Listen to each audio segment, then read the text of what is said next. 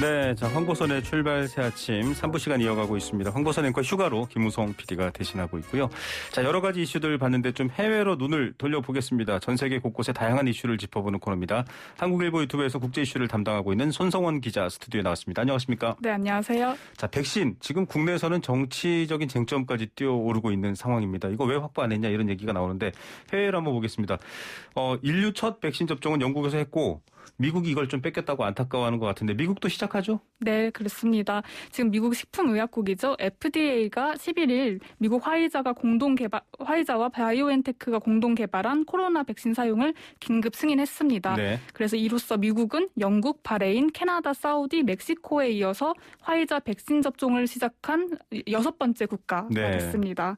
그래서 지금 사실상 백신 접종의 마지막 단계도 넘었습니다. 네. 지금 실제 접종을 위해서는 CDC죠. 질병통제예방센터 백신 권고가 필요한데 지금 로버트 레드필드 CDC 국장은 공식 승인에 정식 서명을 했습니다. 그래서 모든 행정 절차는 마무리됐다 이렇게 보시면 될 것 같습니다. 예, 사실 그럼에도 여러 가지 내부 논란도 있었고 사표 얘기도 나오고 좀 미국 내 상황도 독특했는데 접종은 오늘부터 시작하는 건가요? 어떻습니까? 네, 지금 미시간주에서는 지금 화이자 공장에서 13일 오전 6시부터 배포가 이제 시작됐습니다. 네. 그래서 월프 스피드 오퍼레이션의 최고 운영 책임자는 이달 말까지 2천만 명분을 배포하기를 희망한다라고 얘기를 했고요. 네네. 미국 보건당국은 보건 의료 종사자 그리고 요양원 거주자 등에게 우선 접종을 하겠다 이런 방침입니다. 예. 최종 배포 지침은 두 정부가 결정을 합니다.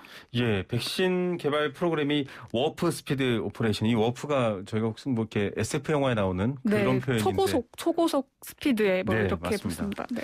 자, 그런데 이제 미국 내 앞서도 제가 살짝 언급드렸습니다만 백신 접종 관련해서 잡음이 많았고 또 18세 이하는 좀 여러 가지로 우려스럽다라는 얘기도 나왔고 얘기가 많죠. 네, 맞습니다. 지금 이 와중에 백악관이 FDA에 좀 조속한 화이자 백신 승인을 압박했다 이런 보도가 나와서 논란이고요. 네. 지금 이에 대해서 CNN은 아무래도 트럼프가 퇴임 전에 좀 가능한 많은 백신을 서둘러서 꺼내고 싶어 해서 이렇게 승인 절차에 조바심을 낸 게 아니냐 이런 분석을 내놨고요.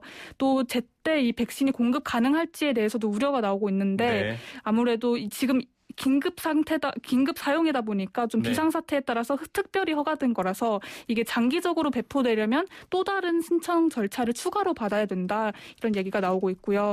또 백신에 대한 부정적인 여론도 문제인데 지난주 설문조사에 따르면 백신을 맞겠다는 응답자는 47%에 그쳤고 26%는 아예 맞지 않겠다 이렇게 얘기를 했고요. 그 16세, 17세 참가자 규모가 그 임상시험 단계에서 다른 인구 집단보다 적어서 이 신뢰도를 두고 좀 문제가 제기가 됐는데 FDA 소장이 이에 대해서 이 나이대에서 관찰된 안정성 기록은 좀 수용할 만하다 이렇게 얘기를 했습니다. 네, 특히 미국이나 해외에는 백신 공포를 갖고 있는 분들이 많습니다. 여러 가지 음모론까지 나오는 부분이어서 참 독특한 상황입니다. 국내와 비교가 되고요.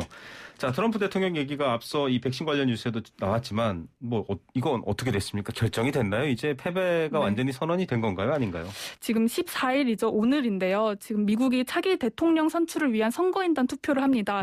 원래 선거인단 투표는 그냥 유권자의 뜻을 대리하는 좀 형식적인 절차에 불과하지만 올해는 좀 트럼프 대통령의 대선 패배 불복으로 세간의 관심사를 모으고 있습니다.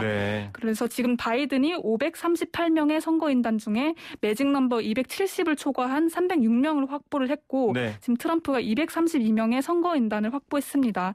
지금 변수는 근데 faithless electors라고 해서 신이 없는 선거인 이런 좀 배신 투표를 한 선거인단이 나올지 않을까 이런 변수가 있는데 지금 1990년부터 2012년 대선까지 배신 투표를 한 선거인은 9명에 불과해서 사실상 결과가 바뀔 가능성도 굉장히 희박하다 이렇게 볼 수 있을 것 같습니다. 표 차이로 봐도 희박할 것 같고요. 또 배신을 해도 왠지 바이든 후보보다는 트럼프 후보를 배신할 것 같은 그런 얘기도 입니다. 자, 이런 부정선거 소송전도 여전히 벌어지고 있는데 그것도 그다지 전망이 밝지는 않은 것 같아요. 네, 그렇습니다. 지금 워싱턴 포스트가 집계를 해봤습니다. 지금 트럼프 대통령이 대세에 영향이 없는 소송전 딱 한 건에서만 이겼고 지금 50건 이상의 소송에서 패소를 했다고 합니다. 또 연방 대법원은 지난 8일 그 공화당이 펜실베니아주 대선 결과 인증을 제지해달라면서 낸 소송을 기각을 했고요. 또 11일에는 텍사스주가 펜실베니아, 조지아, 위스콘신, 미시건 이 네 곳의 대선 결과를 무효로 해달라면서 연방 대법원에 낸 소송을 기각을 했습니다. 이 소송은 또 특히나 트럼프 대통령이 가장 주력했던 소송이에요. 왜냐하면 이 네 곳의 결과가 무효화가 되면 바이든 당선인이 선거인단 과반을 얻지 못해서 승리할 수 없다는 점을 노렸기 때문에 굉장히 좀 공을 들였던 것인데 네네. 결국 기각이 됐습니다. 네, 참, 큰 이변은 없다 이렇게 봐야 되겠습니다. 그리고 겨울 우리나라도 지금 스키장 개장과 관련해서 우려하시는 분들도 있고 네. 또 이해하시는 분들도 있겠지만 유럽도 지금 스키장 개장을 놓고 싸움이 거세네요. 네, 그렇습니다. 지금 장 카스테스 프랑스 총리가 이렇게 말을 했습니다.